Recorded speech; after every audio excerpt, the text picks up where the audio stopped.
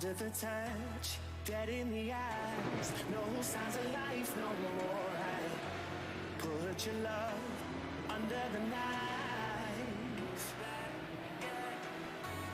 Leave me to die here all alone. No signs of life no more, no. But crying dove may never fly.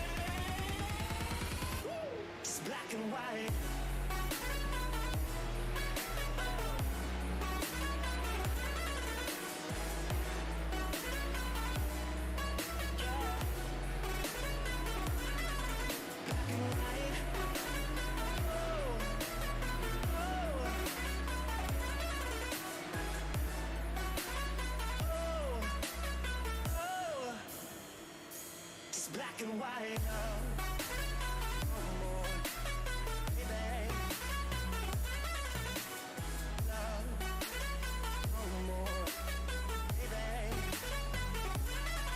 Black and white, no more, baby. Love, no more, baby. It's black and white.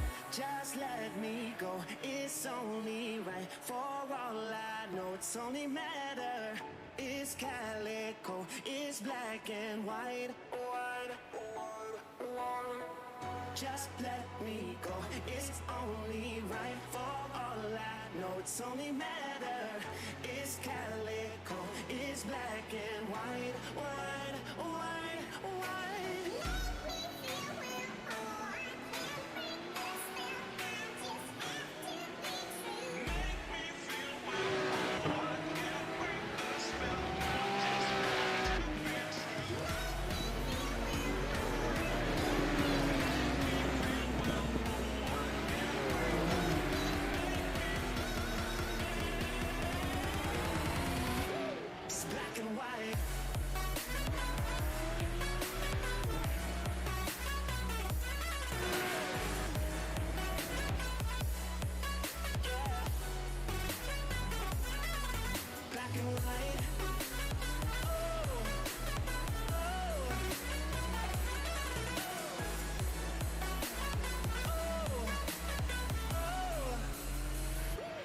Black and white.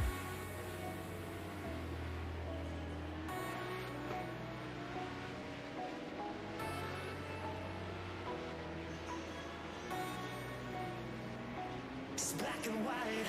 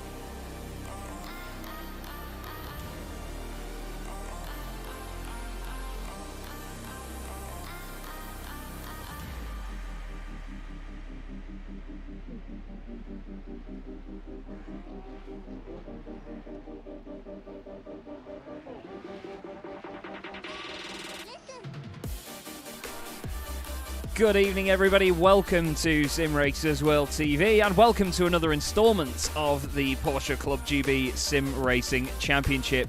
We're here at the magical Spa de Francorchamps, and I'm very excited to be here with Peter MacKay. My name is Chaz Draycott, but Peter, to be honest, we're still on a bit of a high from last night in the Z1 Dashboard Simracersworld TCR series, but Porsche Cup cars at Spa Francorchamps, and especially these Porsche Cup cars in this championship, this is a good week for us. This is my kind of Spa day, Chaz. This is what it's all about. This is. I've actually been to the town of Spa, and it's a wonderful place. And I can confirm and report that the Havana Club, good place to go for a party on a Saturday night. Peter loves a party, trust me, everybody. But no, it's a legendary circuit. It's a legendary place, obviously, in the Ardennes Forest as well. And what a place to host the next two rounds, round 11 and 12 of this championship. The drivers are just out in qualifying at the moment, 10 minutes to go of it, and at the moment it's Matt Dorrington who is currently fastest. A lot of the drivers just getting to terms with how these cars handle around there, but because it's a longer lap around here, Peter, we're seeing a bit more of a spread in the pace, aren't we? I mean, some of these guys, as you can see, I mean, even Chris Bowie in 10th position, he is at the moment 2.2, nearly 2.3 seconds off the pace. Yeah, and I hope he's not rebelling and stepping over track limits. Already. Straight in. Oh. Honestly, we need to somehow try and stop. It's like a disease. Begun. Yeah, it is. It is like a disease with us, but it's a disease that you enjoy. It's a bit of an odd one, isn't it? Because you know we have a lot of fun with it. But yeah, you know, we're going to see a bit more of a spread in the pace over the course of this evening. But to be honest, I think that a lot of the drivers in this series will be pleased to just get a clean lap in around here, because it's so difficult, isn't it, to just to sort of wrangle these cars around, because we do know that they obviously do float about quite a bit, and I think that on a circuit like this there's not too much undulation, not sudden undulations here at Spa, but there is a lot of elevation over the course of a lap, isn't there? So it could catch these drivers off guard quite easily. Yeah, I think the biggest thing to worry about, particularly in qualifying, is the track limits. In the race, it's not so much of a problem because you've kind of got a kind of currency of off-track penalties that you can accrue without it being too much of an issue. But in qualifying, it's a nightmare because if you think you're on the line and you just step a portion of a wheel over, and boom, the track stewards, the corner marshals or the track stewards here, they are harsh. They're like a strict school teacher. They don't let you away with anything. That's it. The school teacher's trackside. But to be honest, I think over the course of this season we've been schooled on how to drive these cars by some of the lads further up the order. There's been some brilliant talent. Gary Toll, despite having that novice sticker on the back, has been one of the real standouts for me, and he's been awesome to watch. The same with Patrick Charlton, although I say that as he's just going to an accident. Quick look away. Dan Bathy has been doing a good job as well in that wonderful looking machine. Absolutely. Sacred Coffee. Oh, there yes. You go.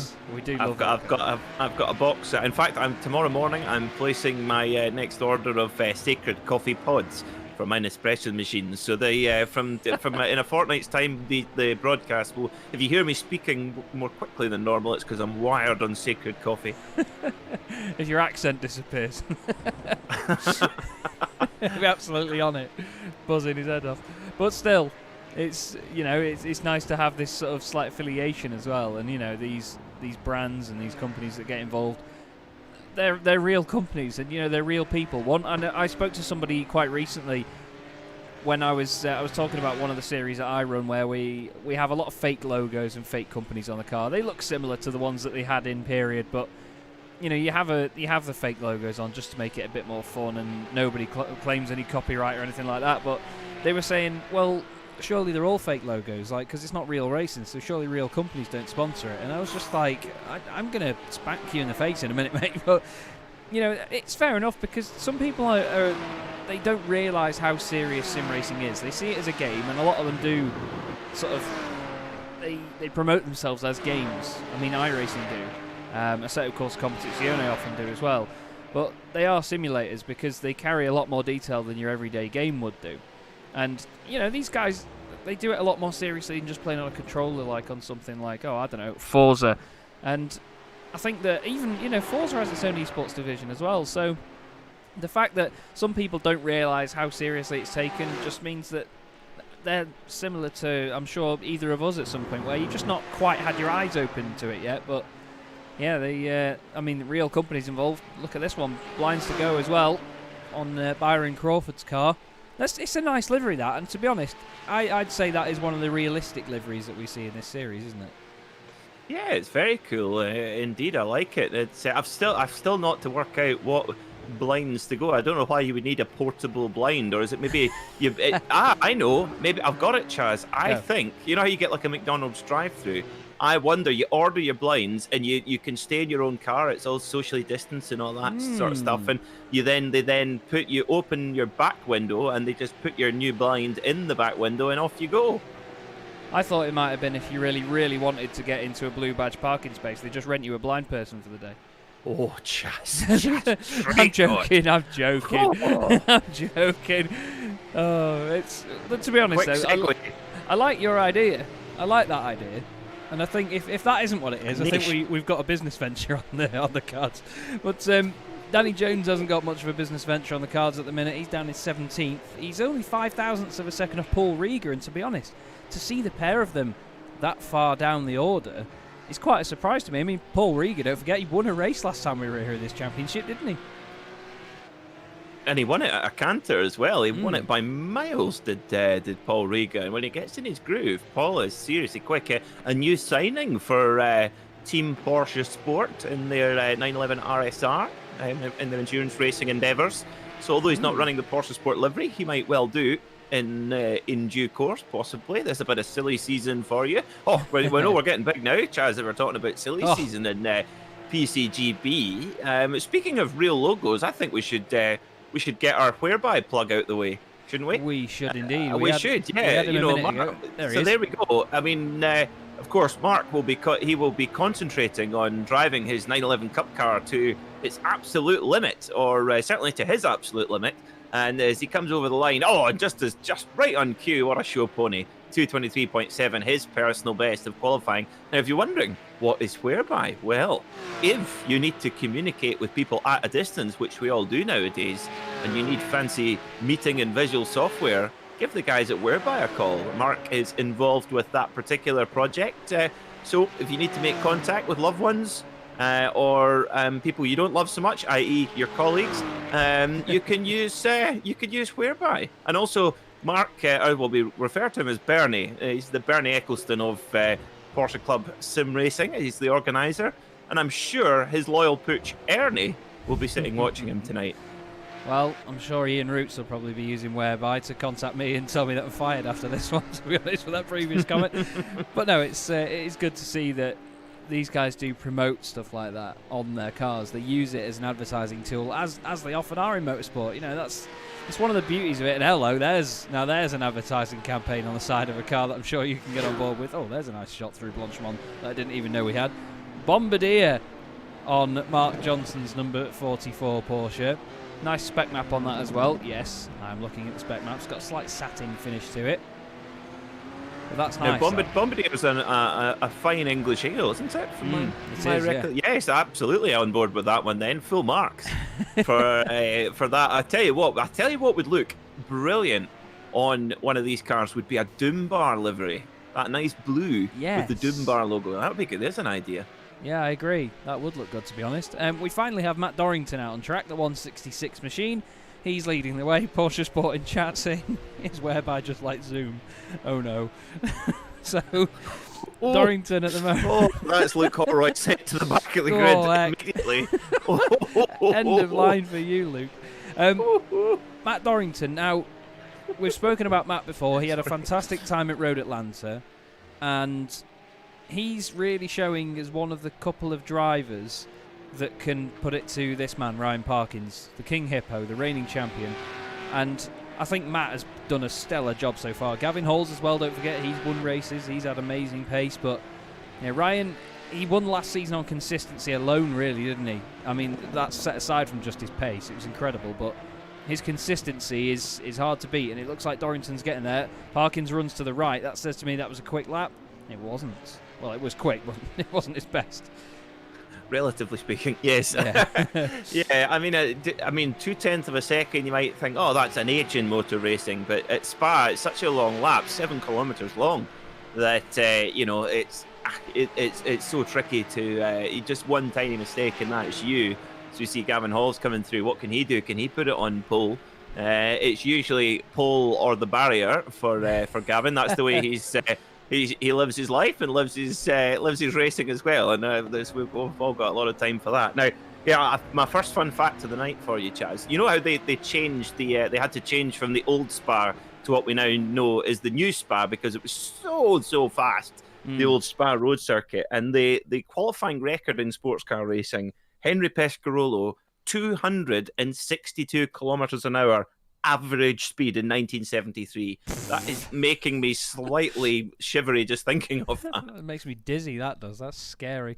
So here is the grid for the first of two races tonight. Dorrington stays on pole with Parkins second, Halls and Bathy on row 2, Baxter Jones and Patrick Charlton on row 3. Gary Toll is then just ahead of Carl Sharkey with James Cummings 9th and Paul Rieger 10th. Stuart Clark is 11th ahead of Bernie himself, Mark Phillips in 12th. And we have Chris Bowie and Johnny Elia with Mark Johnson and Byron Crawford in 16th. Danny Jones is 17th ahead of Mark Bowe and Oliver Carwadine with Angus Archer in 20th. Colin Wynne then lines up 21st ahead of Stephen Kershaw and Paul Stout with Amrik Sashdev in 24th. Then we have Ryan Penny and Andrew Soper with Carl Hazelton and Mark Searle on row 14. They're followed by Andrew Marston and Jamie Ward with Julian Noise and Gilles Gardner at the back of the grid.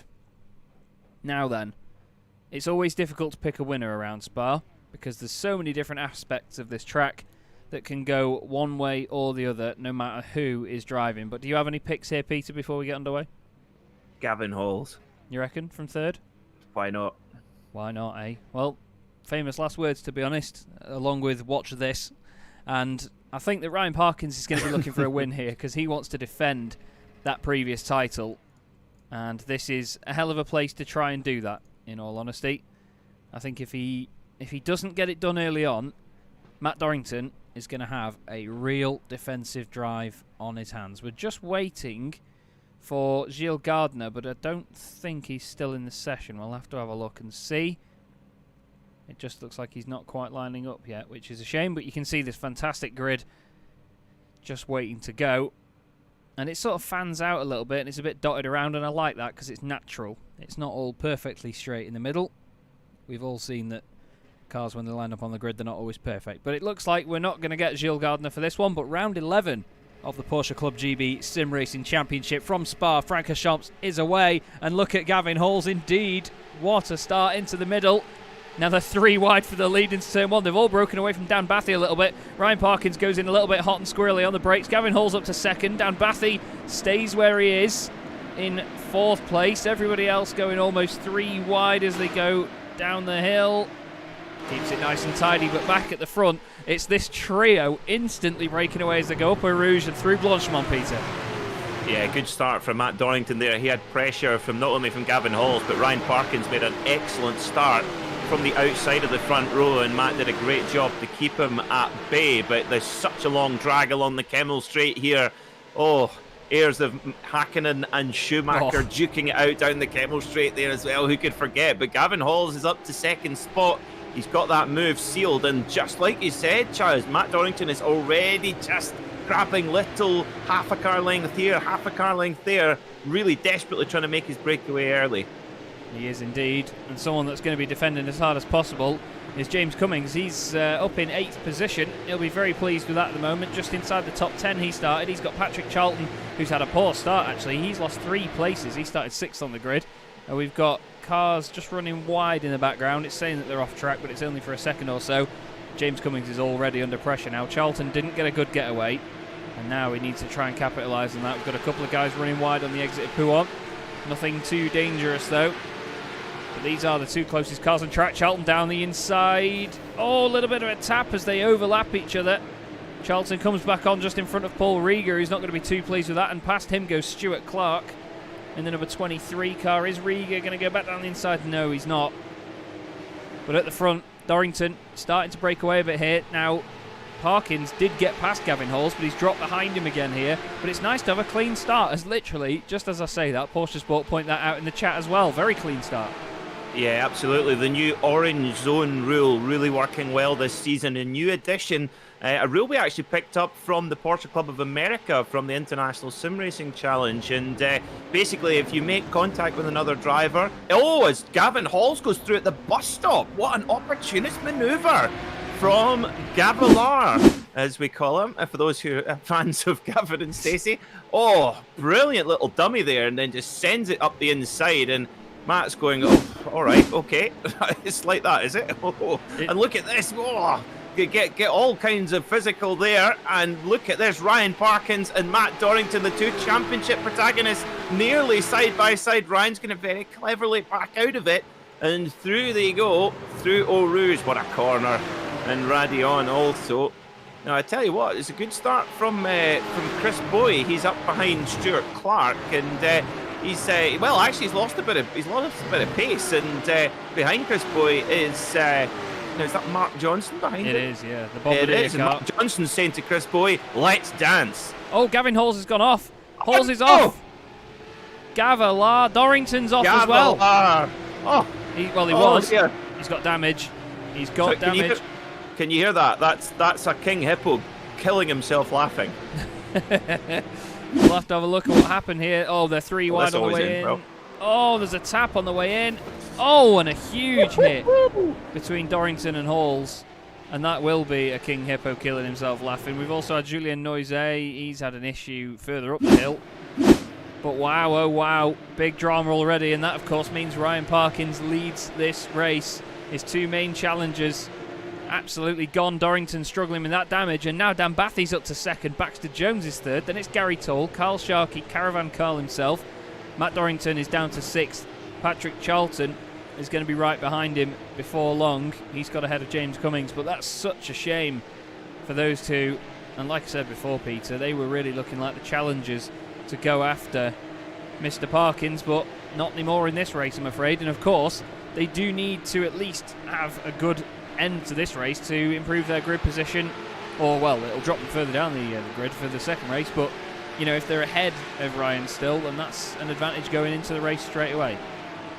Yeah, I think you might have misheard me, Chaz. I actually was tipping Gavin Halls for the race 2 win, not the race 1 win. You maybe didn't hear me correctly there, but in all that excitement, Chaz, you missed my David Bowie pun. I think I did. I think it did sail over my head, sorry. Oh, it's Matt Dorrington's going into pit lane, so you're going to have to go and take a fast repair.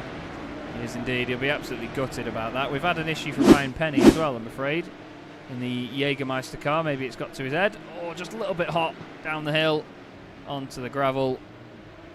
Just making sure that he doesn't hit the wall. Nice recovery, though, to make sure that he didn't, because it is easy to just slam on the brakes in these cars and have it go straight into the wall. We've got Colin Wynn and Angus Archer running wide out of La Source. Who hasn't done that? If you say you've never done that, you're an absolute liar.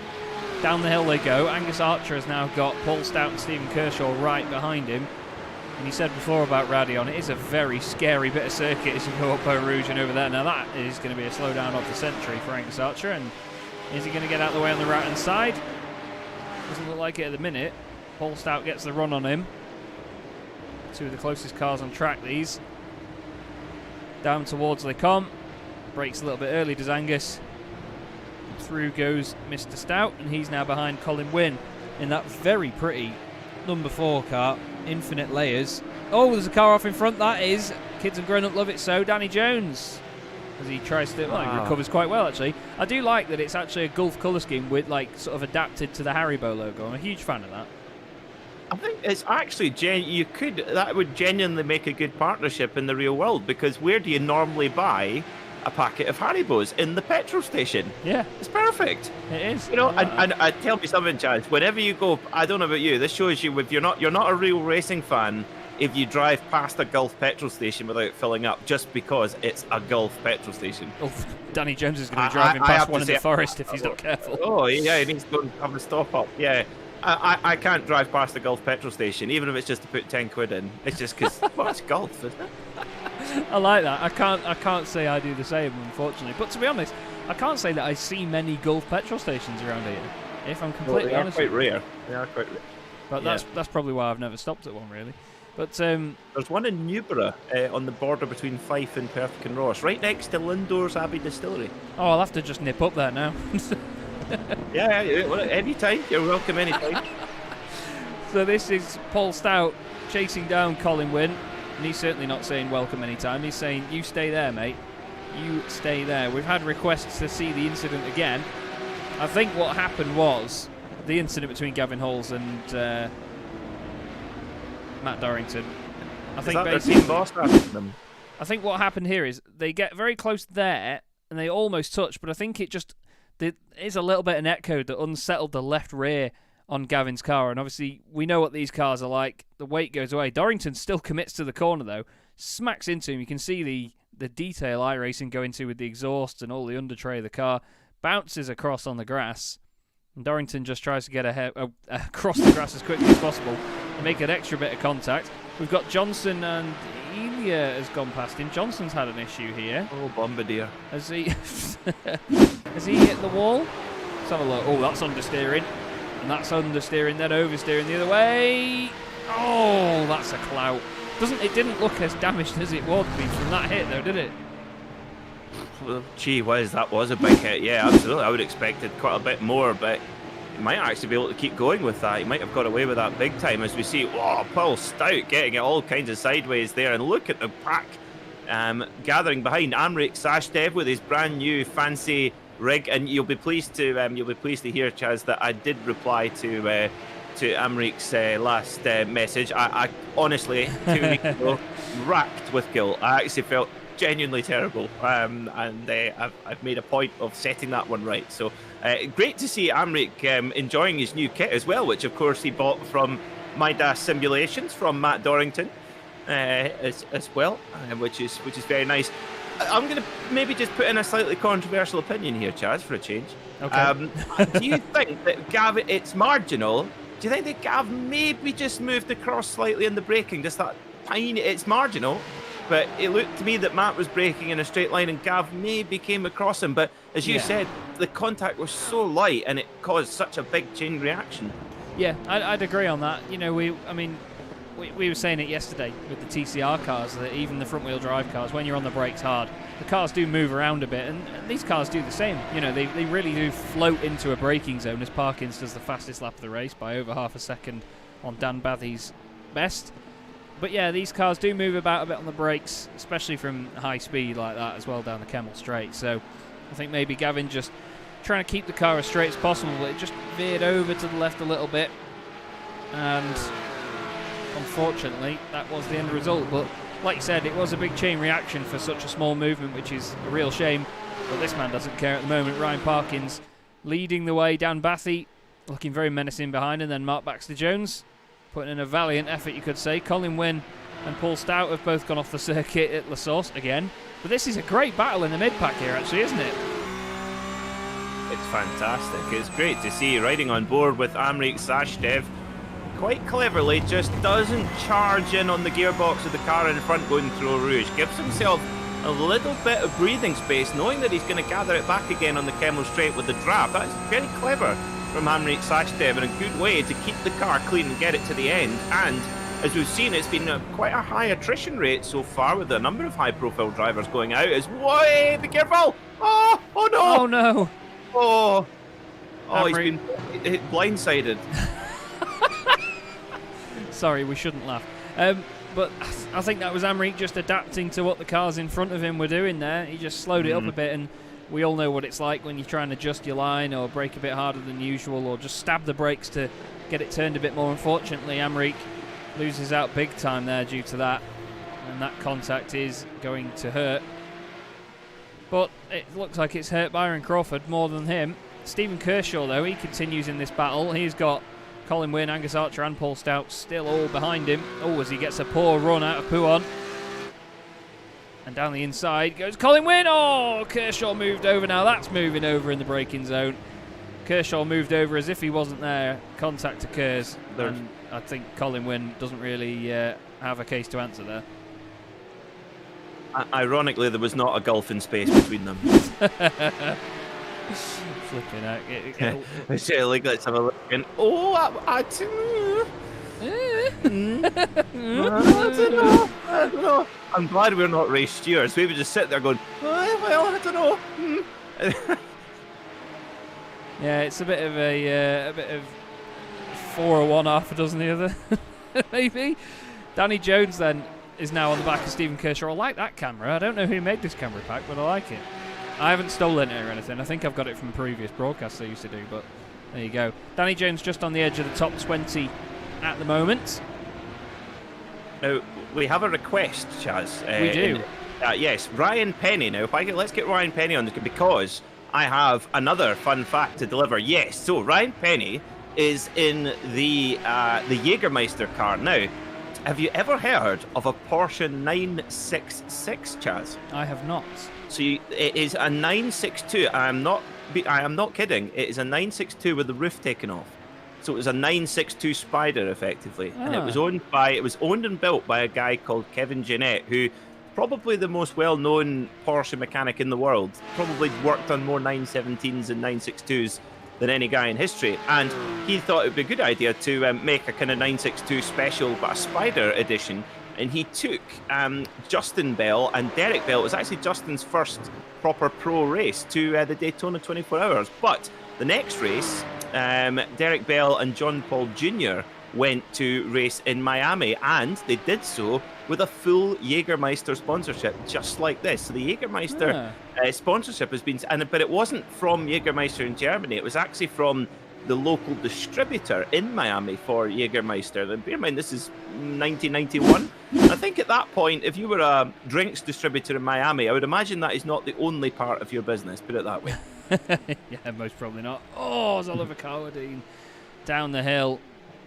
Just a little tap into the wall. Not too much there to hurt the car, but yeah, it seems that it's just one of those moments you carry a bit too much pace down the hill and it is going to bite you in the backside. So that's Ryan Penny in 25th then. And gold wheels on that car. Big fan. Big fan of gold wheels. Now, a car that would benefit from gold wheels is Gary Toll's machine, but he doesn't care about that at the minute. He's going to be watching Caravan Carl and Patrick Charlton closing in behind. Now, Patrick's back up to where he started in this race, but he lost 3 positions on the first lap, so he's going to want to get this done very quickly and try and make further progress forward to go after Baxter Jones in that podium spot. But with only 4.5 minutes to go, you've got to think that might be a little bit out of the question. Yeah, absolutely. It's but good solid points once again for Patrick Charlton. Although Patrick Charlton's in my bad books this week, Chaz, because he was bad-mouthing the great handmade British sports car maker Lotus earlier in the week, and he was talking. I don't know what he was on about. He was talking about poor build quality. I mean, what a load of rubbish. Don't bite, Chaz. Don't bite. Don't feed the troll. Henrik Sashdev is side by side with Gavin Halls, albeit very briefly. Gavin trying to make his way back up the order. Oh, Johnny Ely has had an off at Radion. What has gone on here, Johnny? Up the hill he goes.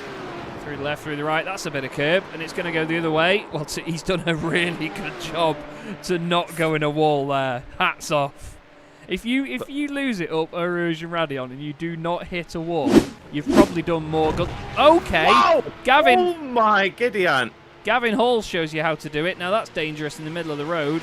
I really do hope the guys miss him. Whoa. What on earth? What on earth? Right. See, Danny Jones's car in a smoky mess behind him, so I wonder if he was maybe involved. That's coming through Rouge. Uh-oh. And is Gav going to come onto this? Oh no. Oh no. Gav thought... my. Oh, it would only be Gav, wouldn't it? It would. Gav would have thought that he was going to roll back over to the right, watch. Because the car's on the left, he would have thought that it's going to roll back over to the right. So he went left, and then it's too late, and then off on a wild ride goes Gavin Halls. But nothing in sim racing has made me jump quite like that for a while on a broadcast, I won't lie. My word, if he's not crashing Porsches, he's crashing McLarens, my word. Oh my God. Oh, he's not had the best of the last few weeks, to be honest. Caravan Carl he's got his own caravan in the form of Patrick Charlton behind him there. That was a very scary moment. When we look back from Carl's car, you can see just how much Patrick Charlton lost there. Doing very, very similar lap times, considering that this is such a long lap. 2 minutes 23 seconds for these guys. There's only 3 minutes to go in this race now, and it's not even for a podium position anymore, because Mark Baxter Jones is off up the road, isn't he? 4 seconds clear of that battle. Yep, valiantly charging on is Mark Baxter Jones. he'll be getting a warm and fuzzy feeling this winter. His Mark Baxter Jones and Dan Bathy. I'm really, really, really chuffed for Dan Bathy because he has had such good pace all season, and he's really made a huge step up and is one of the proper front runners. And see Carl Sharkey going around the outside of Gary Toll. Wow, nice. Brilliant stuff. Oh, it's Martin Johnson! Oh, Jeepers creepers. Oh my word, that was close. That was very close, but what a great battle. Oh, did you see Mark Sell's gone off? Yeah. In the BWT, yes, apparently it exists somewhere, water sponsored car. I'm yet to see a picture of it. But, same here. We'll remain skeptics forever. But yeah, just coming back to your point there, Dan Bathy, fantastic performance. I mean, he's only 1.5 seconds behind Ryan Parkins, and we know that Ryan is fastest when he's got clear air in front of him to go running, but that is the margin. So Dan is doing a wonderful job at the moment. Oh, Ryan Penny, the Jägermeister car has had an issue. What's happened to Ryan? Oh, both of them go off in some sort of choreographed way at Eau Rouge. A little bit of a tap. They both get underway again. Nice little spin there to recover it. Who's that coming through? That's number 82, and I think the BWT car, Mark Sill, pulled over there and retired from the race, probably from the damage.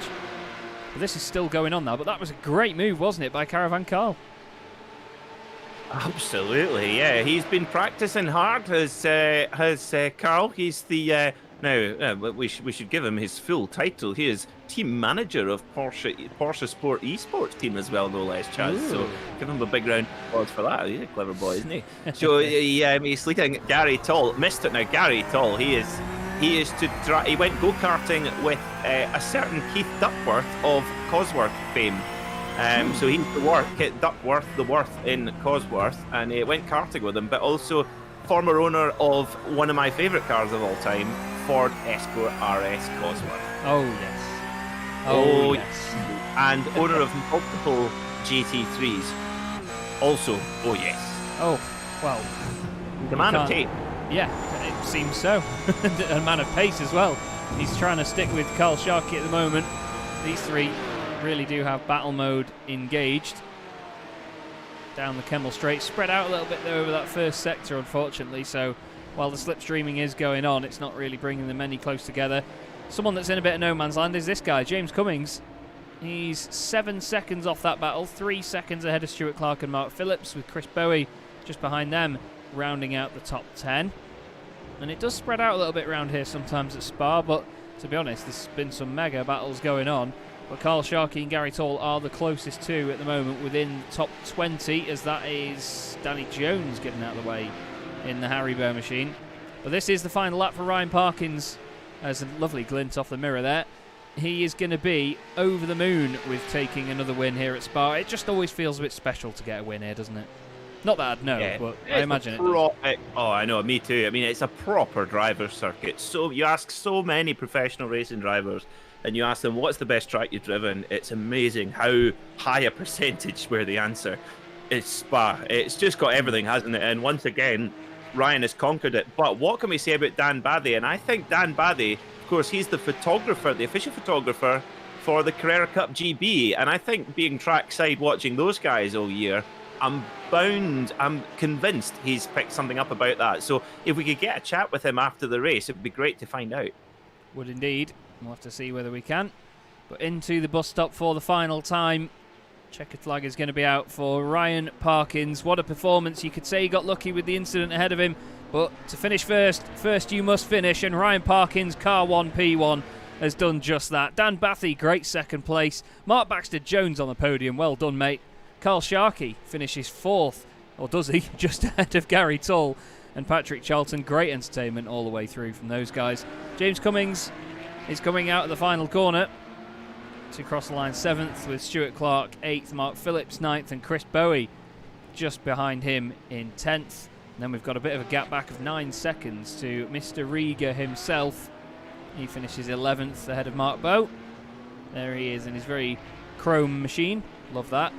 Oliver Carwadine has a bit of a moment in the last couple of corners there, with Johnny Elia just behind him after his spin at Radion earlier. Then it's Paul Stout ahead of Angus Archer, Byron Crawford and Stephen Kershaw And Amrik Sashdev unfortunately dropped quite a way back from that battle in the latter stages. A bit of damage on that car as well, so maybe something a little bit more untoward happening to that machine. But another brilliant race here in the championship, Peter, and another fantastic win for Mr. Parkins.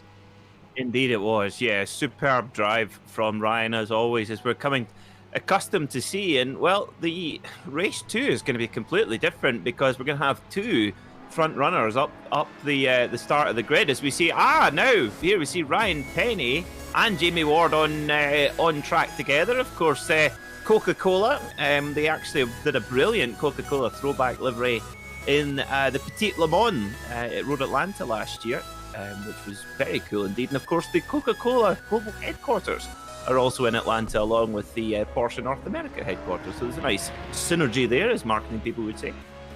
I like that. And again, it's just constant info from Peter. I can't tell you how much I value it. It's just amazing. It's like one of those MasterCard adverts where you just have the priceless bit on the end, and that is your knowledge, mate. I'll give you that. There is Andrew Marston. He knows he's on stream. Flashes the lights as he finishes that one. But we'll just drag up the results then from that first race of the evening. Ryan Parkins takes the win. 2.5 seconds the gap back to Dan Bathy in the end, with Mark Baxter-Jones getting a podium. Carl Sharkey finished 4th ahead of Gary Tall. Patrick Charlton 6th. James Cummings in 7th. Followed by Stuart Clark, Mark Phillips and Chris Bowie rounding out the top 10. Paul Rieger then finished 11th with Mark Bowen 12th. Oliver Carbadine in 13th ahead of John Elia and Paul Stout. Then we have Angus Archer, Byron Crawford and Stephen Kershaw, with Amrik Sashdev in 19th ahead of Andrew Soper. Carl Hazelton and Matt Dorrington will start further down the order as well. Well, actually start further towards the front, actually. Ryan Penny 23rd, Jamie Ward 24th, with Mark Johnston, Andrew Marston, Mark Searle and Danny Jones 1 lap down. Gavin Hall's also a lap down as well after that accident. Colin Wynn 4 laps down, Julian Noizet 7 laps down, and Gilles Gardner did not take the start. So, good way to start our evening, to be honest there, Peter. Plenty of action, plenty going on, a bit of drama here and there. It's always what we like to see, isn't it? Absolutely, yeah, plenty going on there. And Gavin Hall certainly won the prize for biggest crash of the season, that's for sure. That was massive, that one. So he'll start from right towards the front of the grid for race 2, as Matt Dorrington will be as well. So for Ryan Parkins, it's going to be different because normally he's obviously got his championship rivals starting with him at the back of the grid for race 2, as usually they're up the front in race 1. So that's going to be a new dynamic for him, and he'll pick his way through like he normally does. But I would imagine by the time he's made his way through the field, I would suspect that Matt and Gavin might be a bit down the road. But you know, they didn't score much at all in race 1, so Ryan will do what he normally does. He's a thinking driver. He'll just go through and score the points that he can. He will, and that's the thing in a championship like this. You need to just keep your head down and try and bank the points wherever possible. It's not easy. Definitely not easy to do. It's very much easier said than done for us to sit here and say, oh, just bag the points, mate. Just take it easy. It's definitely not that easy. But easy as that. yeah, that's it. We can just sit here and be like, yeah. You can just drive the car. We've got a nice view of the back of the grandstands here at the minute. I'm just trying to at least give us something to look at. You can see the shadows haven't rendered now from all the distance. Oh, we've got a car moving. It's Angus Archer. So we will have a car driving within the warm-up session. He is there behind that. Excuse the windows noise. What Peter and I are going to do, though, is just take a quick 4 or 5 minute break. We are human at the end of the day, as you'll see on the message in just a moment. But we'll join you again in just a moment, and we'll leave you with the warm-up session for now. We'll catch you in about 5 minutes.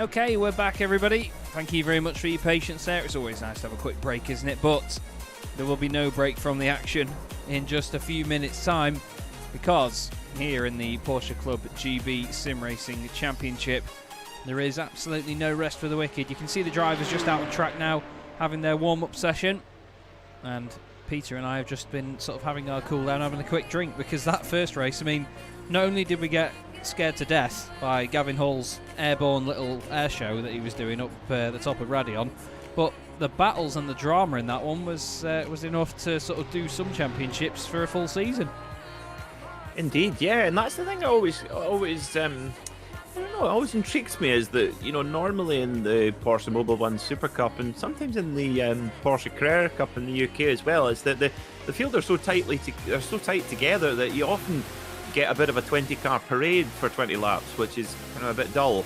But we don't get any bit of that here. I mean, we do have the field just keeps getting tighter and keeps getting bigger. But the overtaking opportunities seem to be much easier to come by here in the sim, and we see it at all levels too. So, yeah, we're it's certainly here in the Porsche Club of Great Britain, we're never short of good racing action. And I tell you what, that little battle between Carl Sharkey, Patrick Charlton, and Gary Tall was really, really impressive. Actually, thoroughly enjoyed watching that. And it was the fact as well that it was fun to watch, but there weren't really any position changes going on, was there? It was a bit of a stalemate, but sometimes they're the best battles because they go on and on and on. Drivers swap places countless amounts of times. I mean, if you look at one of my favourite bits of racing footage ever, and I mean, I'm not a huge bike racing fan, but I think it was the end of the 2009 BSB Championship. Tommy Hill and Hopkins. 2011. Brands Hatch. Yes, yeah. Because they swapped 5-6 times in one lap, wasn't it? For the championship win as well, and it was 0.06 of a second that separated it in the end. It was unbelievable. Best finish to a championship or race I've ever seen in my life. John Hopkins on the Crescent Suzuki, the Samsung Fixie Crescent Suzuki, and Tommy Hill on the Swan Yamaha, the Swan cigarette paper filters. Yeah, it was a very nice looking bike, that. Oh yeah, the sort of headlight cutouts as well, all completely black, really contrasting against the yellow. Yeah, that's the old R1. Yeah. Whew. Anyway, there's Porsches on track, and they've got 4 wheels, and they have raced at Brands Hatch before. Yeah, they have. They've actually got headlights in now. James Cummings has just gone fastest in the little warm-up session that we've got here. Craig Shell in the YouTube chat, good to see you, mate. He says we need to come here in the TCRs. It would be very interesting to see the TCR series here. I'm sure at some point. That would be a bit shilly. We may see that at some point. You never know. Stuart Clark pulled over, by the way, and he's stayed there. I'm not sure whether he's found something in the grass with his metal detector or something, but he's having a dig around somewhere at that point on the grass. Stop for some chips. Yeah, probably. It doesn't look. Honestly, Chaz, best chips in the world in this part of the world. Honestly, if you go to the Friture, it's fantastic. They love their and the beer here. Oh, we'll get you off that Copperberg nonsense one day. You know, it's your pal David Addison. I'm sure has told you that many times. Yeah, he's recommended Duvel and Houblon Chouf, which I've said that I'll get him some for commentating on boring cars, but yeah, Houblon Chouf is probably his main recommendation, I think I'd say. I think you'd like Quack, actually. You can get that in Tesco. Beer. I can't believe that now, though. The 2020, it's not all bad here. No, it's not. It's not indeed. Mark Baxter-Jones, by the way, has gone fastest by less than 0.05 of a second. That's 50,000ths of a second. So just shows you how close it even is in just the warm-up sessions that we've got here. Mark Bowe was just coming out the pit lane there, and behind him is number 27 of Patrick. 77. Apologies, I was looking down the list at Patrick Charlton. That, of course, is Carl Sharkey, Caravan Carl, the man himself. Tow hook just two engaged. sevens hooked together. It is indeed. Mark Phillips in the YouTube chat, of course. Bernie saying that he could do with a cup of tea. They're all offering each other brews in the YouTube chat. If only he had a way to make contact with someone in a personable and sincere way, where he could get his body language across to his fellow companion to say, please, can I have a cup of tea? And the person on the other end of that whereby conference call could say, yes, I will. I think by the end of the year, Peter will probably be releasing a course on how to slip your factory driver. Not just how to slip your sponsorship or your brand name into any context. That's just golden, absolutely golden, mate. I love That's that. what Jackie Stewart used to do. Jackie Stewart used to do that. He would stand. So when he was backed by Goodyear tyres, when he was doing public speeches, he wouldn't say, "And I would like to thank Goodyear tyres." He says, "Well, everyone, hasn't it been a good year?" That's absolutely true. Or he would say, "Now, I've been an ambassador of Rolex watches for 40 years, and his left cuff is made slightly bigger to allow the cuff to come back so that he shows off his Rolex watch more often, so if he's photographed, they get in the photo." And that's why he's still an ambassador for Rolex watches. That's amazing. I love stuff Us like canny that. Scots, eh? I do love that. It's like I was told a while ago that Jason Plato, in a lot of his interviews, you'll see him like scratching his nose, sort of and ahhing, and asking Louise Goodman to repeat the question, things like that. He's just buying time for his sponsors on his helmet, on his hat, or on his overalls, just to be on TV, which is phenomenal, absolutely phenomenal. Something that isn't phenomenal, unfortunately for Colin Wynne, is that his internet has had issues, so he can't get into the session. That's such a shame, Colin. We do hope that you enjoy the show either way, mate, but it's a shame not to see you out there in this second race, because I'm a huge fan of the livery. Here's Gary Tall, just coming towards the end of the session, and very, very soon they will all disappear very quickly. Give it about 3, 2, 1, and boop. No, it's had me off. Oh, I thought I knew. Going to do that, wasn't it? No, there you go. So, okay, so it's 10 seconds after the session ends. I'll remember that for next time, everybody. However, the important thing now is that we've got a grid for race 2, and they always fill up quickly, Peter. So how about a top 20? Okay, so hopefully starting on pole will be Gilles Gardner with Julien Noiset in second. Well, unfortunately, we're not going to see Colin Wynne, and that gives Gavin Halls a bit of a clearer view to turn 1. Danny Jones and Mark Sell will start on row 3 with Andrew Marston and Mark Johnson on row 4. Jamie Ward and Ryan Penny start on row 5 with Matt Donington and Carl Hazelton on the 6th row of the grid. Row 7 sees Andrew Soper and Amerik Sashdev, followed by Stephen Kershaw, Byron Crawford, Angus Archer, Paul Stout, Johnny Elia, Oliver Carwadine, Mark Bowe, Paul Riga, Chris Bowie, and Mark Phillips. Love it. Love it, mate. And there is the rest of your grid just filtering through there. Just the rest of the drivers. Obviously, Ryan Parkins right at the back after taking that race 1 victory. We are still waiting for the top 4 cars to take to the grid here. Danny Jones is sitting there thinking, oh, great, I've inherited pole. And he will have done as well. The top 4 have not taken to the start. This is very odd indeed, especially in the case of Gavin Halls. That could have been easy championship points, but either way, round 12 is underway. Danny Jones gets a great getaway. Looks like a smasher from Carl Hazelton in the middle. Big moment for Andrew Soper, weaving the car around. Oh, Mark Sill goes a little bit hot into turn 1. Jamie Ward has gone off. The Coca-Cola car has absolutely had it. He's canned it, you could say. Oh, Byron Crawford as well is around. Blinds to go is blind to gone, unfortunately. Flipping out. Danny Jones leads about that. It's never ended. Look at them being cautious up turn. Oh, there's a car around already. That's Andrew Marston, is it? No, Mark Searle, apologies. Scary stuff already. Let's walk down the straight. Hazelton and Elia. Now, Elia's a really good shout for this race, because he's 7th. He's gained 12 places now already. After a demon start, he could very easily fly up this order now and carry on, although, look who's second already. 9 places gained in half a lap. Matt Dorrington. That's ridiculous. That's extraordinary driving from Matthew Dorrington. So he is on a recovery from earlier. And in fact, actually, he actually must have made a good bit of progress throughout the rest of the of race 1, which could be really critical for the championship battle. No! Oh, it's Ryan Penny's Jaeger bombed Carl Hazelton. Oh no. Oh dear. Oh, be careful! Oh well, he was blindsided again. Byron Crawford was driving blind there. He couldn't see anything past the 2 cars ahead of him. I think Carl Hazelton and Ryan. I think Carl may have just squeezed Ryan a little bit. He's had a moment beforehand. It won't let me show it for some reason. Maybe just out of embarrassment. But There was a bit of a moment there. James Cummings is going down the order. He's had he's going to be scraping the poo off. Never mind poo on there. He needs to get back on carefully. That was a real moment. Matt Dorrington's taken the race lead in all of that as well from Danny Jones, and he's gapped him. We've got 15 places gained for Paul Rieger, 16 for Patrick Charlton, 17 for Mark Baxter-Jones. Wow, Mark Baxter-Jones is having a brilliant night so far. Podium in race 1, and he is on the charge. And he's another driver who's made a brilliant step up again this season and rocking one of my favourite Porsche liveries ever. The Veil. And I tell you what, it's something that could be so, so boring. Oh, I'm sponsored by a central heating company. But what a cool livery. Yeah, it is, isn't it? It's amazing. We've got Carl Sharkey here side by side. Ryan Parkins gets boxed in a little bit. He's got Gary Toll behind him as well. Oh, Mark Phillips just in front, then Mark Bowe just ahead of that.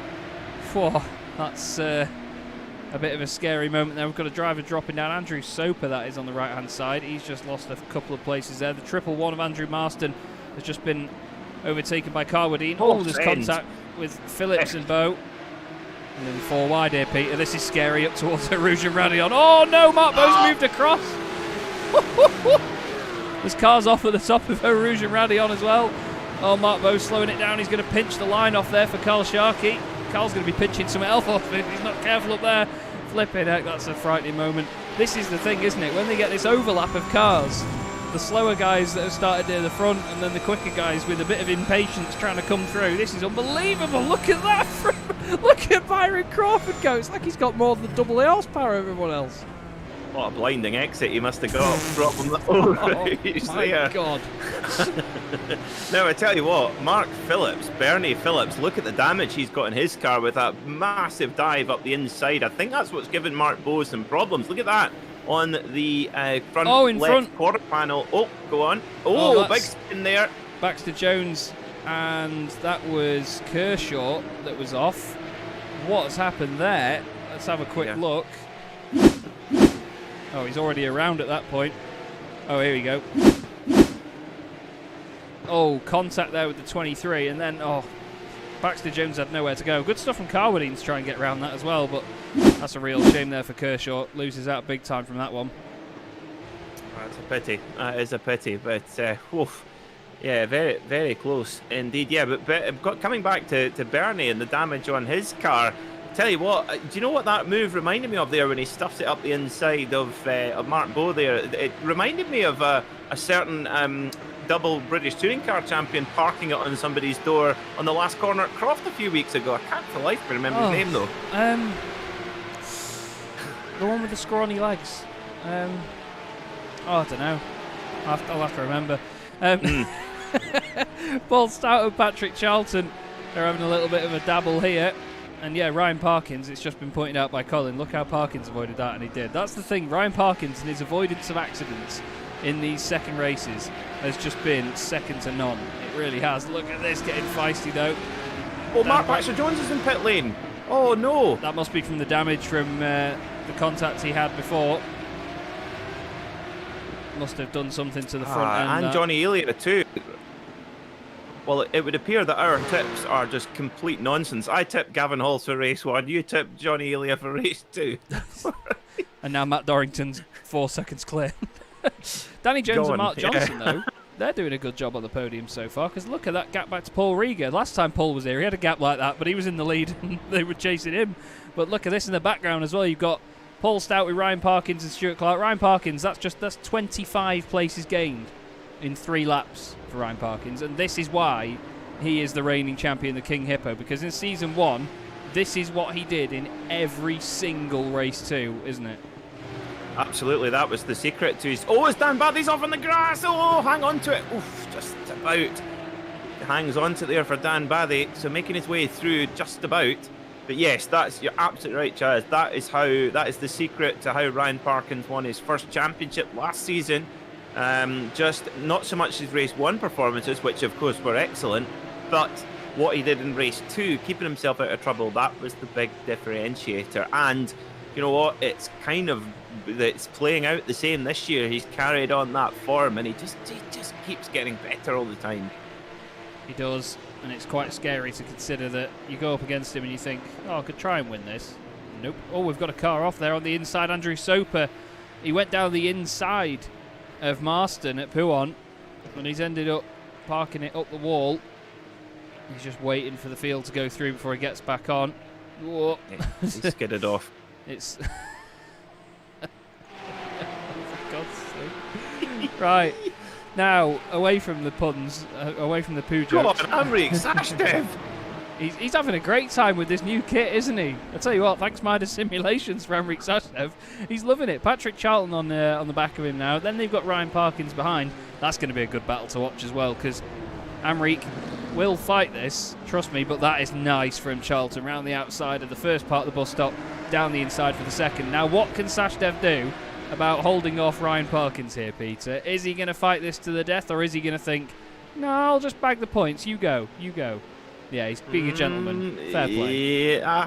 Yep, he's just keeping keeping his nose clean. And you know, isn't this great, Chaz? At all points, we're talking about Ryan Parkins still, if you didn't think it would be possible, still getting better all the time. Then we're to Amrik Sashdev making big gains, Dan Barry making big gains, it's Mark Baxter-Jones making big gains. Speaking of gains, here comes Ryan Parkins, massive run on Patrick Charlton, mirror signal manoeuvre, see you later. And down he goes, the Kemmel straight, and he's going to have it sealed up already. There he is. Wow. But isn't this great to see, Chaz? Obviously, we've commentated on every race of the Porsche Club of Great Britain Championship since its beginning, and I just say it's making me very proud. I feel like I feel like we're teachers and they're our pupils, even though that's not the case at all. No, in all fairness, I mean, you look back to the very first race meeting that we covered, and I mean, these guys won't mind us saying there was a bit of chaos, to be honest. It's definitely improved since then, and all of the drivers are continually getting better and better each time we watch them, and it's just a joy now. You know, with a lot of these drivers, they didn't really have any experience at all when they came into this. A lot of them just got into iRacing because of lockdown and because Porsche Club said, we're going to do a sim racing championship. If you all fancy it, you know, get on iRacing and get in the Porsche Cup car and we'll put a series on. And it was mayhem to begin with. And the very first races at Donington, we thought, oh good lord, we've got some interesting comments to make here. But you see this now, and they're like completely different drivers. They are transformed, and it's brilliant. It really is. And like you say, you do get that sense of pride of being like, I've watched these from the very get-go, and it's awesome. Patrick Charlton's gone off, by the way. We might see him. There he is. Oh, dearie me. Now, I'm not sure if he got help. Now, that's the scary bit about this. Did he get any help? Let's have a look. Oh, no, this was before. Apologies. I think he's done it on his own. I think he did it on his own. Oh, we've all been there at that right-hander. Hate that corner. It's downhill. Yeah, it's tricky campus. Yeah, it's not very nice, is that particular corner. Look at that Mbadi there having a jink up the inside of Oliver Carr with Dean. Oh, and Mark Phillips there having a look too. Oh, brilliant stuff here. Got a good train going on. Oliver Carr with Dean in the Omologato Watches machine, the official watch of the Porsche Club of Great Britain, motorsport inspired watch. If you want to buy your loved one a nice gift for Christmas, get them the gift of Omologato. And the owner of Omologato Watches drives a Porsche GT3. Well, hey, there you go. Good tie-in. Very good tie-in indeed.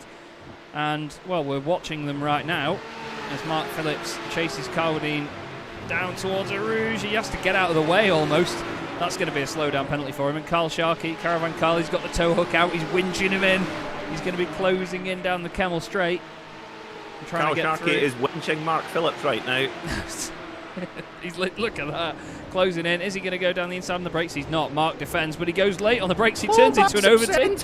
He turns into an overtaking manoeuvre. Turns it into a drifting show for Carwadine. Somehow they all miss him.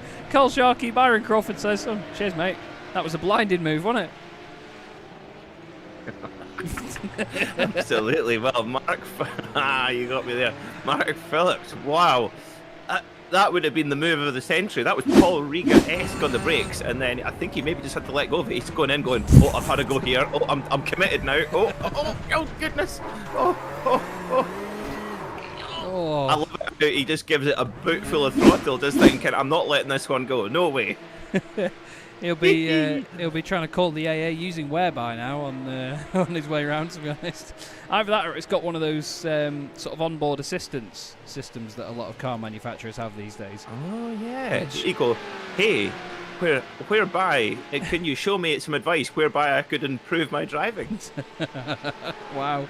To be honest, we were talking about how these drivers have changed, and Austin Greater, great to see you in the chat, mate. Shame we're not seeing you on track, but he said you two haven't changed, and that's very true. We'll get more and more childish each week, won't we? Especially if we've got corners named like Poo on. I know, we've got no chance there, haven't we? Yeah, it's really an unfortunately named corner, that, isn't it? I don't think there's any other corner in the world with such a name that is unfit for us. I mean, we said this before, Chaz, didn't we? It's a good job we weren't at school together, because we would have just sat at the back of the class drawing race cars and making silly, childish jokes. Most probably, mate. Wait till we go to Snetterton and go to the bomb hole. That would be brilliant. You've got a good one there. Mark Johnson. He's still chasing down Danny Jones, and considering that Danny ended his first race with such issues, he'll be very pleased to have stayed up there in this second one, because that's part of the battle over the course of these evenings. It's all well and good being put near the front with a reverse grid, but staying there is the difficult bit. And to be honest, Mark Johnson doesn't want to be staying behind him any longer. It doesn't look like they're going that quick when they're coming towards us on that camera, but down towards La Source. Down the inside. Clinical. Nice stuff from the Bombardier machine. Beautiful move. That wasn't a dive Bombardier. That was beautifully exquisite, that move. That was really, really good. And I mean, that is literally a dream. A pint of Bombardier and a packet of Haribo. Oh, yeah. Good night in. Good night in. Now, this is Gary Yeah, Tall. absolutely, yeah. And Dan Bathy, still side by side through Les Combes. I said La Source a moment ago, but it's Les Combes. Whoa! Dan Bathy. He is not scared. Not scared at all of that. Chucks the car in. He thinks, well, Gary's having his own little moment. I'll just go about it. Paul Stout's in the middle of this. And then we have Stuart Clark with the unmissable wing mirrors and wheels. It's almost like the textures haven't loaded on it. They're just that bright. He's still chasing down Amrik Sashdev, who started 14th on the grid, and he's now up to 6th position. He's doing a great job so far. It's a bit scary going down towards Pouon. Oh, to be fair, though, he went wide on the way in, but he's got a good run on the exit. He's defending to the inside now. Stuart Clark, with a bit of damage, you've got to think might be hindering that car slightly, although Amrik's gone a bit deep into the right-hander now through the left. And Austin said my best pun was from a race at Spa, and I can't remember which one he means. I'm not sure if he means this championship or Khan Newen. No, I think it was when you said when someone had a big moment at Pouhon, you said, oh, well, he'll have Pouhon his overalls. Yeah, most probably. Which to say was particularly good, yes. I did like that one. Well, there was another one. Oh, no, as that's the battle for second, there's a touch. Oh, Danny Jones has bombed him. He's just absolutely dive bombed him and given him a tap. That's the thing with these cars. The tiniest of touches can unsettle it. And Mark Johnson now, he'll need a pint when he gets home after this one, but he'll be driving angry now as Paul Rieger has to defend from Ryan Parkins. This is now the battle for the final podium spot here with 5 minutes to go. Oh, and I know which pun Austin means. I'll go over it in a minute. Here we go. Okay, yeah. It's in it wide, like you say, that this probably a little bit wide on the exit of La Source there. He might just have got away with it, just been able to break Ryan's rhythm a little bit, but no, here he comes in the draft. Now Paul's going to go defensive. Is he going to let him by? Yep, he doesn't let him by, but doesn't go to the defensive line. So Ryan Parkins makes another move.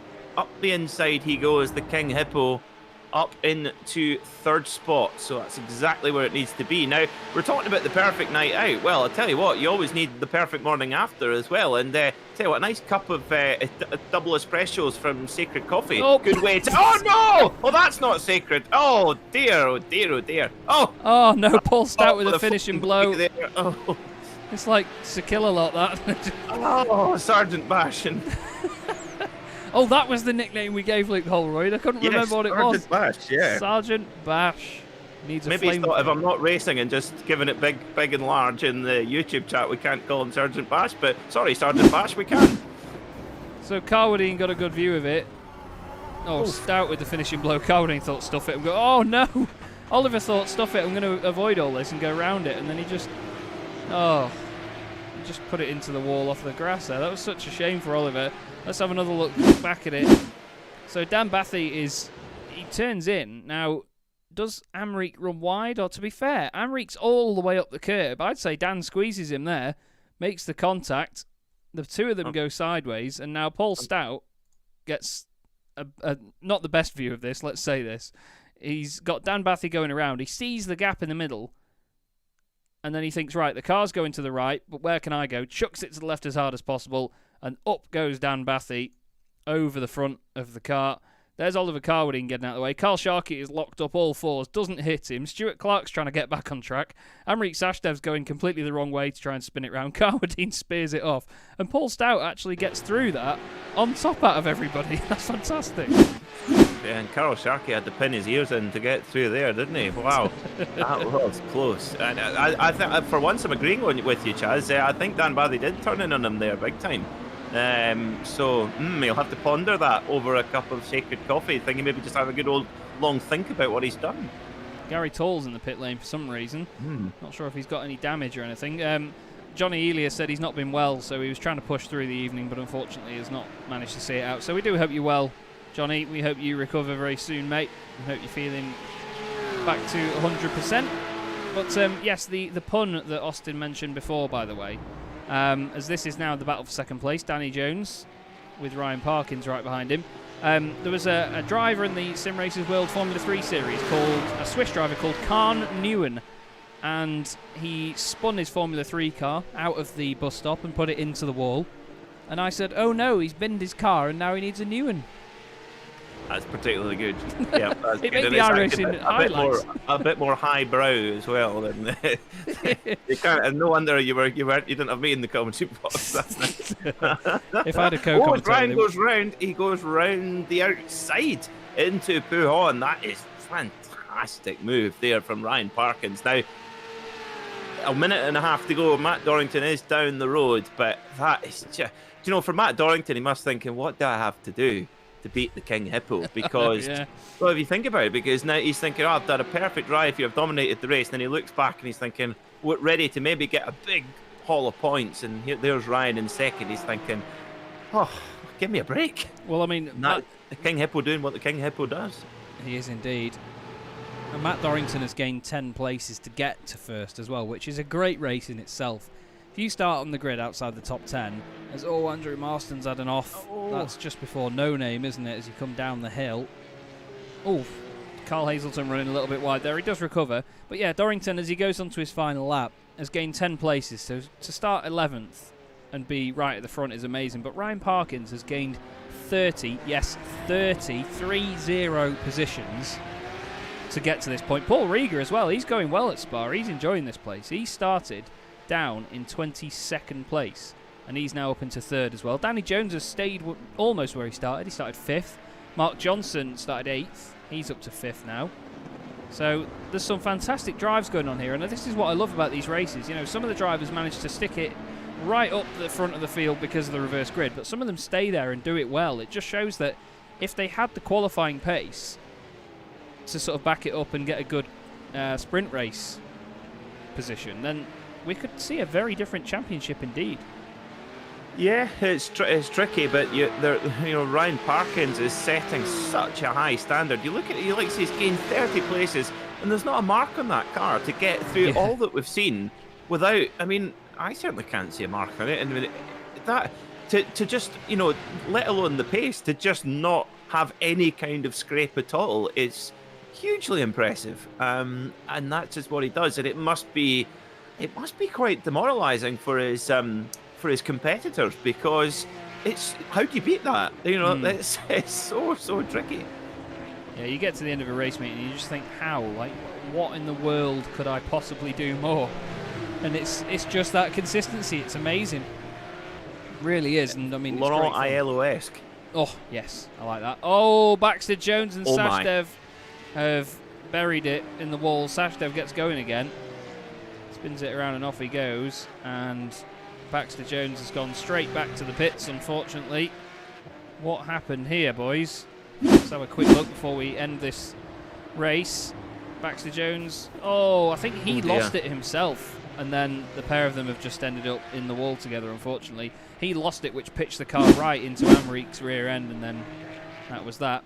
But into the bus stop for the final time, Matt Dorrington has done a great job here. Starting 11th, takes the race win in round 12 of the Porsche Club GB Sim Racing Championship. 10 places gained. Great haul of points for him. he can go away very pleased with that one after a tough first race. But Ryan Parkins, what a night for him. Second place, nothing to be sniffed at after winning the first race. Paul Rieger third as well, he'll be pleased there. Danny Jones in fourth and Mark Johnson in fifth. Then it's Caravan Carl and Patrick Charlton next up, but a bit further down the road. But what can you say? I mean, we've bigged up Ryan Parkins a lot, and rightly so, as we've got a battle going on here between Mark Bowe taking all means necessary to beat Paul Stout. Out the final corner they go then. Just ahead of them as well is Stuart Clark, who's going to finish 9th. Mark Bowe gets the final top 10 spot, and Mark Phillips finishes 12th ahead of Oliver Carbadine. Gary Tall is going to be next up.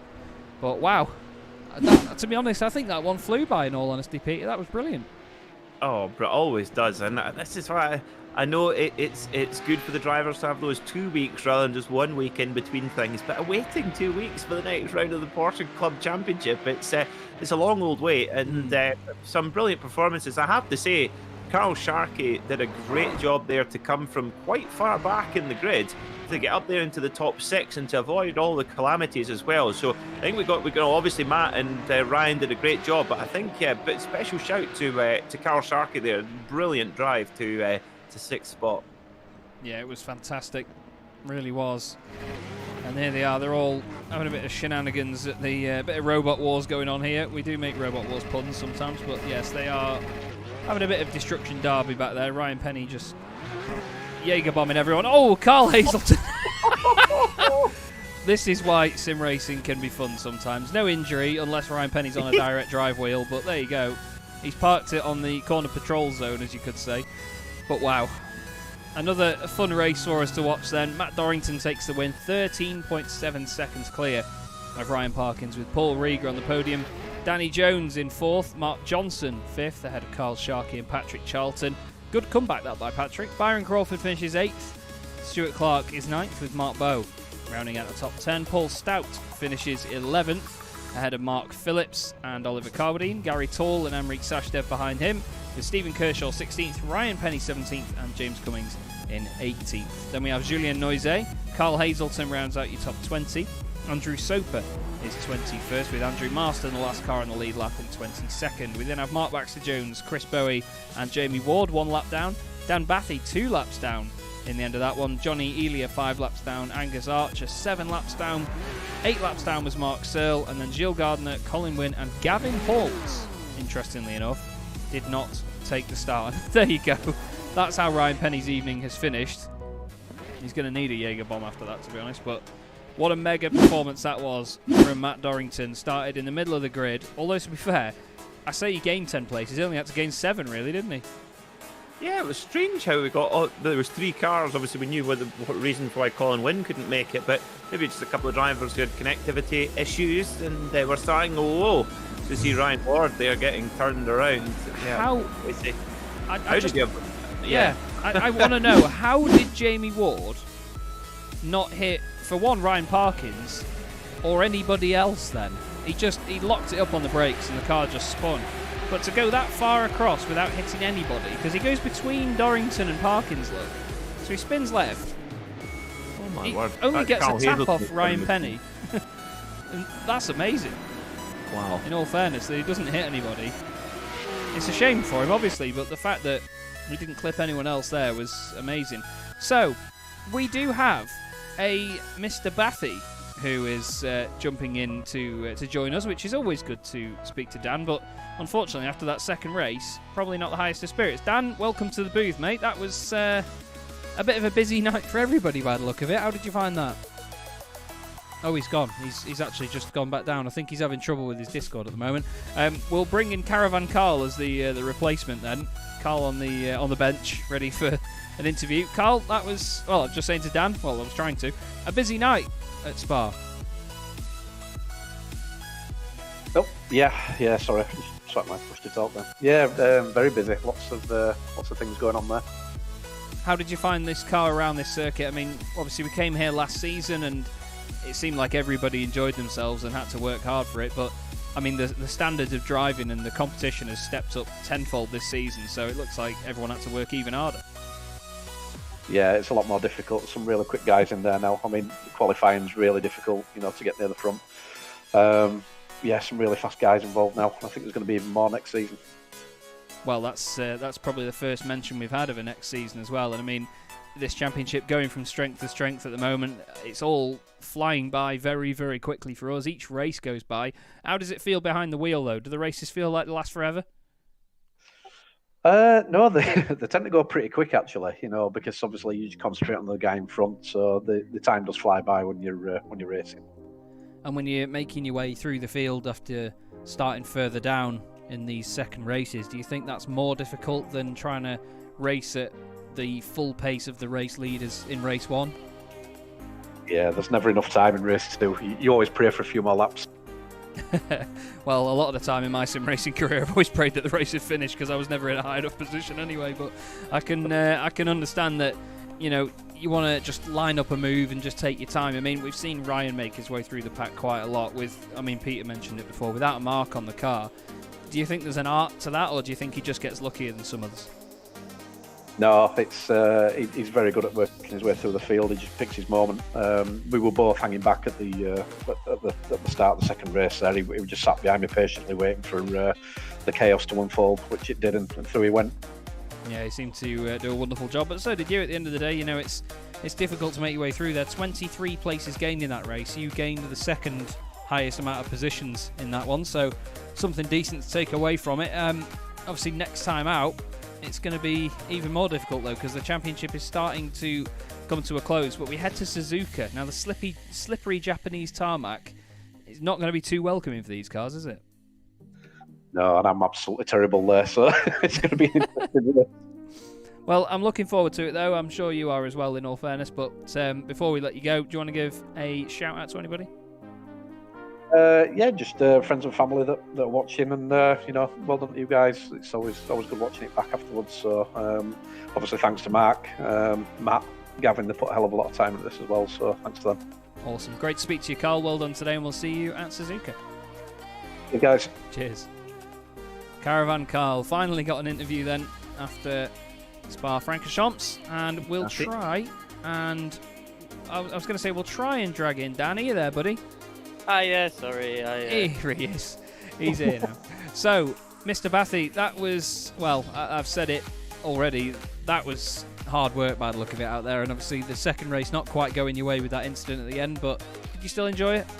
Yeah, I did. I feel bad. That was my mistake. I just turned in didn't give him enough room and caused a bit of a pile-up, which I feel really bad for. So, yeah, it's frustrating because I should have just played it safe. I was getting some okay points there. So, but yeah, the first race was really good. Obviously the incident ahead of me, I wasn't as quick as those guys, but I just sort of, once that happened, then you could just focus on my race and try and keep the gap from Mark back to Jones, who was piling on the pressure. So yeah, not too bad.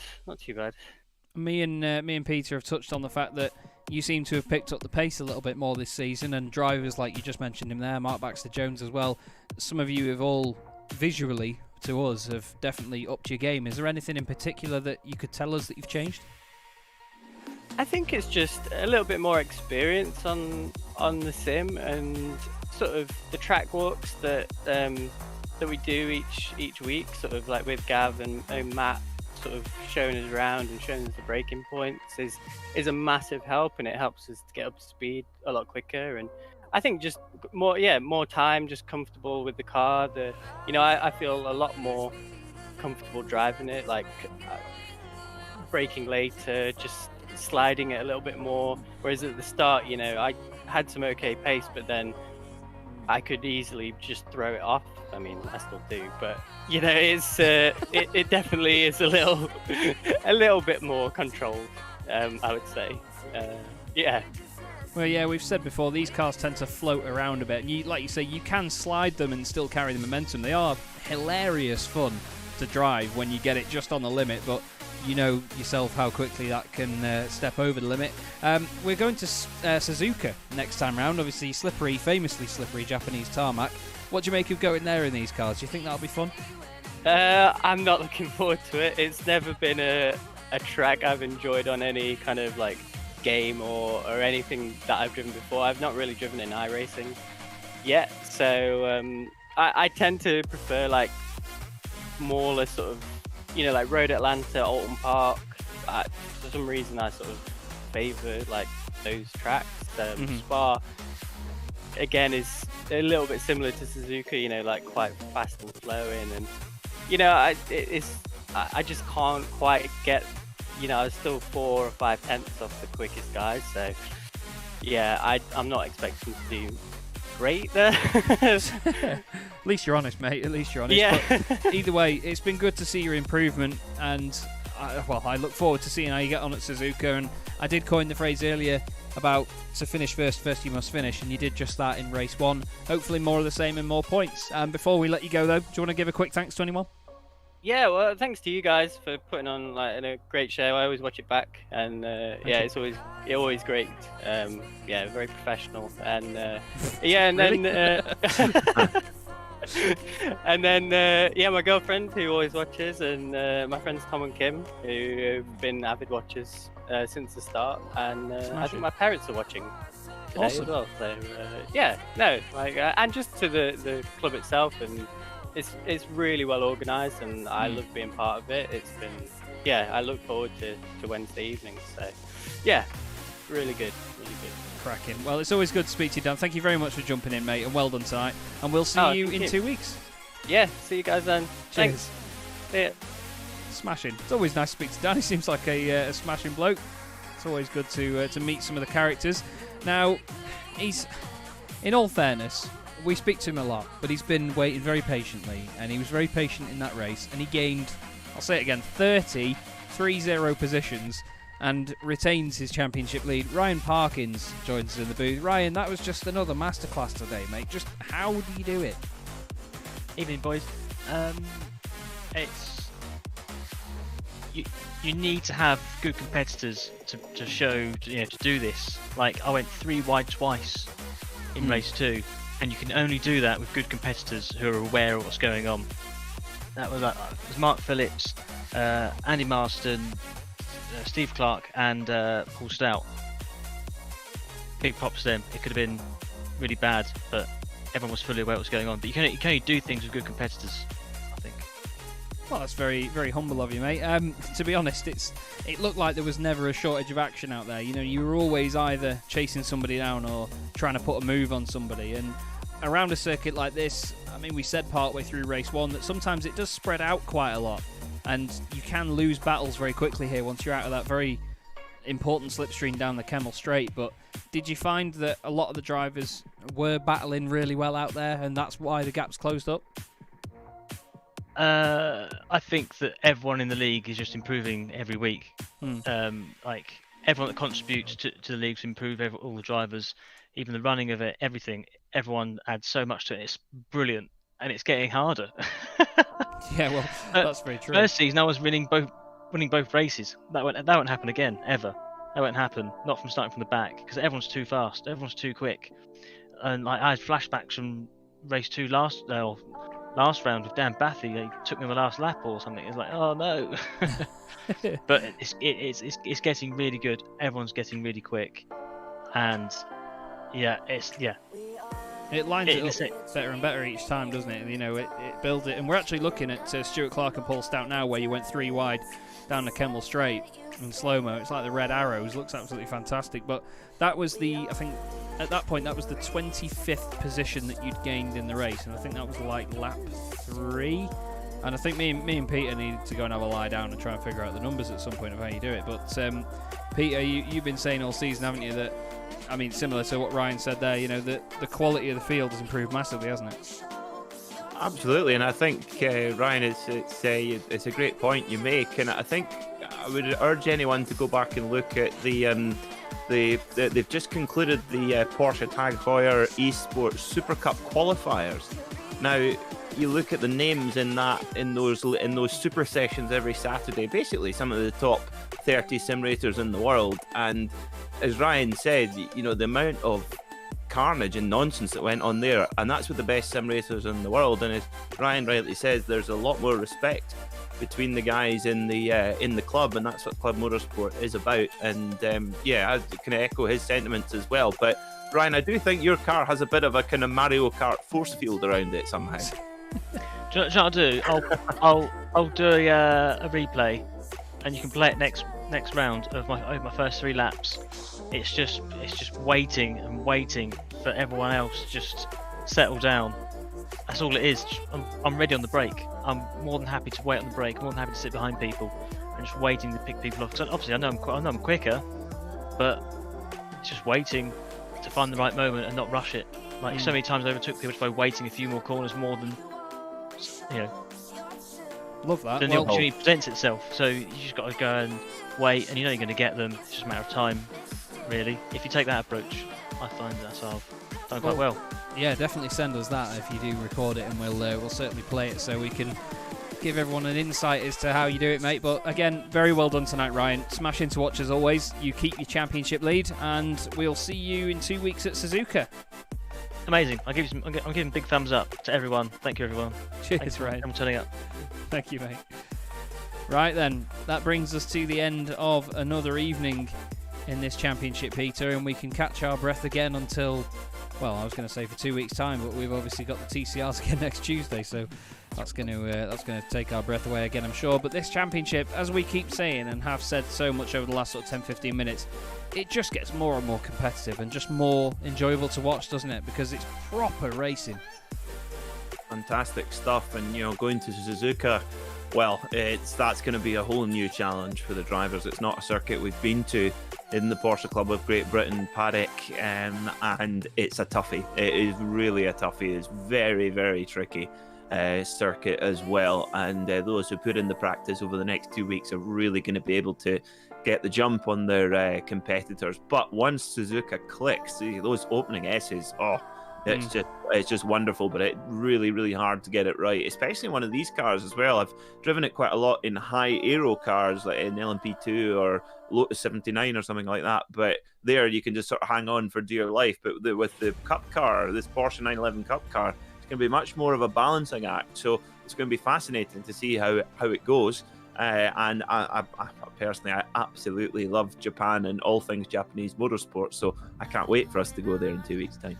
It should be a lot of fun. And just to quickly tell you all about the championship standings, Ryan Parkins leads the way on 218 points from Matthew Dorrington's 181. He's then 40 points clear of Patrick Charlton in third. Paul Rieger is fourth on 134. Dan Bathy 10 points behind him. Johnny Elia has dropped down to 6th, but he's only 1 point behind Dan Bathy. So it's all to play for in that top 10 as well. And I mean, 9th, 10th and 11th, James Cummings, Mark Baxter-Jones and Stuart Clark all tied on 109 points. 13th, 14th and 15th, that's Gary Tall, Luke Holroyd, Chris Bowie. They're all tied on 80 points each. So it is incredibly tight in the championship there. And don't forget, everybody, tomorrow night, live chat on YouTube from the Porsche Club of Great Britain. You can find that through the, broadcast via the Porsche Club GB YouTube channel as well. So make sure you do find that there.